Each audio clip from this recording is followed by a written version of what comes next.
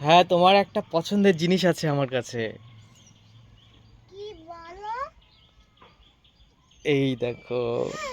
Cherry, আমার favourite. Cherry ছাড়া ভীষণ পছন্দ করে। আর যা দুটো একটা চেরি হয় সব ওই খায়। ধুয়ে দেখো নাও। বন্ধুরা, আমার পাপা চেরি হলে খায় না, আমার জন্য পেড়ে আনে। তুমি দেখো খেয়ে বলো কেমন আজকে, এবার চেরিটা খেয়ে বলো কেমন খেতে। ওখান থেকে একটু ধুয়ে নাও। এটা কত ছোট, এটা কত হুম, বড়। ওখান থেকে ধুয়ে নাও, একটু ধুয়ে নাও ওখান থেকে।